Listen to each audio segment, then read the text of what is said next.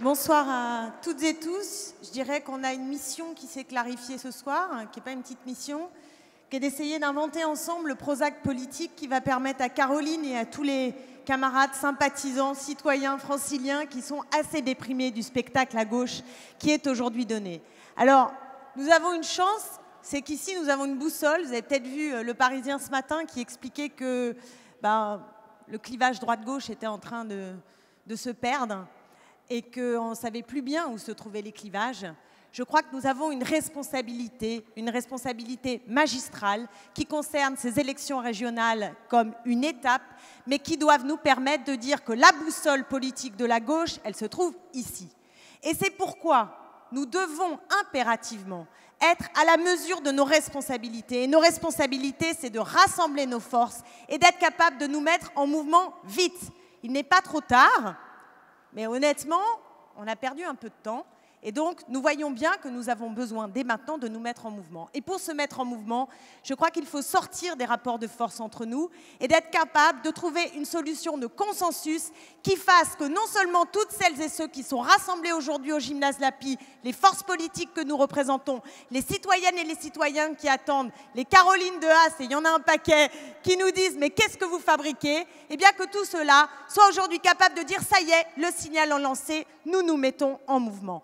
Parce que l'essentiel, c'est ce que nous avons à construire ensemble. Ce sont les partis pris qui font que nous sommes ensemble et que nous devons mettre en débat à l'échelle de notre territoire de l'Île-de-France. Nous voulons l'égalité et le partage des richesses. Nous voulons la préservation de l'environnement. Nous voulons simplement la qualité de vie. Nous savons qu'il y a entre le centre, la première couronne, la grande périphérie urbaine, eh bien, il y a des villes qui sont des villes différentes. Mais nous voulons qu'elles soient toutes vivables, qu'il n'y ait pas un hypercentre où se concentrent les richesses et des périphéries urbaines totalement abandonnées. Ce que nous voulons, c'est constituer des remparts par rapport aux politiques d'austérité qui enferment tout simplement nos quotidiens, mais qui enferment aussi nos imaginaires. Nous voulons améliorer nos conditions de vie quand les autres n'ont qu'une idée en tête, c'est la compétitivité et très concrètement la concurrence entre les territoires. Nous ne voulons pas de pistes de ski au triangle de Gonesse, c'est pas ça nos rêves, c'est délirant. Nous, ce que nous voulons, c'est développer les énergies renouvelables. C'est tout simplement qu'il y ait du fret ferroviaire, par exemple, ou le transport par voie fluviale. Nous, ce que nous voulons aussi, c'est par exemple un pass culture qui soit valable à l'échelle de l'Île-de-France. Ce que nous voulons, c'est rendre supportable aussi tout simplement la vie dans le RER B ou le RER C. Nous voulons avancer aussi vers la gratuité des transports. Nous voulons la démocratie et pas simplement des espèces de concertations alibi. Nous voulons non seulement prendre part aux décisions, mais nous voulons également être associés aux questions qui sont posées. Alors l'Île-de-France, ça a été dit et sans doute 1000 fois dit dans ces ruches que je trouve une très bonne méthode pour lancer notre campagne. L'Île-de-France est une des régions les plus riches d'Europe, mais les inégalités n'y ont jamais été aussi fortes. Nous avons un potentiel qui est un potentiel immense pour agir, mais à une condition. Et la condition, c'est de changer de braquet, c'est de changer l'horizon et la façon de penser les politiques publiques et de combattre farouchement ce qu'on appelle la géographie du capital. La géographie du capital, vous savez, c'est celle qui conduit à faire des cités dortoirs dans une partie de l'Île-de-France et à l'autre bout, tout simplement, d'accumuler des produits et des projets qui sont profondément inutiles. Donc d'une part, vous avez ces projets inutiles et de l'autre, vous avez le dépérissement social et culturel. La conception du Grand Paris, qui a été voulue par Nicolas Sarkozy, mais qui a été continuée par François Hollande, elle est moulée dans une vision qui est une vision libérale, tout simplement libérale du développement de notre région.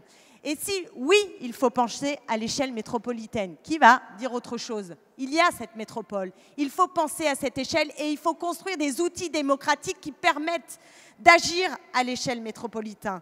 Mais la condition, c'est que ce ne soit pas un millefeuille technocratique dans lequel vous allez éloigner la décision publique des citoyens. Et je ne prendrai qu'un seul exemple. Regardez les OIN. Je ne sais pas si tout le monde a déjà entendu parler de ce truc, les OIN. Les OIN, c'est ce qui va faire que demain, un préfet va tout simplement pouvoir décider que dans cette zone, 5000 logements vont être construits. 2000 logements, par exemple, à Choisy-le-Roi. Chez moi, c'est 5000 logements. Évidemment, ça se fait plutôt au parc de la Courneuve, Hein, le parc de Saint-Cloud, vous avez remarqué, les OIN n'ont pas décidé de s'y installer pour construire toute une série de logements. Pourquoi ils n'y ont pas décidé? Parce que c'est la spéculation immobilière et la logique foncière qui priment et que la décision publique ne l'affronte pas, mais au contraire se moule dans cette affaire-là. Et c'est ce qui fait que les habitants ne sont pas associés à cette décision et que les services publics, les emplois, les commerces de proximité qui devraient être afférents à ces constructions, alors que nous avons besoin de logements sociaux, évidemment, ne sont pas conçus et risquent finalement de nous amener à un développement qui est un développement profondément inégalitaire. Alors pour que notre région progresse, il faut davantage de continuité urbaine, il faut davantage d'égalité fiscale, il faut du partage des richesses. Et je veux dire que tout cela, et je vais terminer, je veux dire que tout cela, toutes ces propositions et cette logique tout à fait différente que nous voulons porter, il faut le faire avec toutes les forces sociales, citoyennes, politiques qui se réclament de ces valeurs qui sont les valeurs de la gauche. Emmanuel Cos a fait le choix, malheureusement, de s'allier à CAP 21 au moment où nous lui tendions la main. Et nous continuons de lui tendre la main. Nous savons qu'il y a des débats internes et nous espérons qu'ils vont se conclure de façon positive. Mais nous ne pouvons pas rester l'arme au pied en attendant de savoir ce qui va se passer à Europe Écologie Les Verts.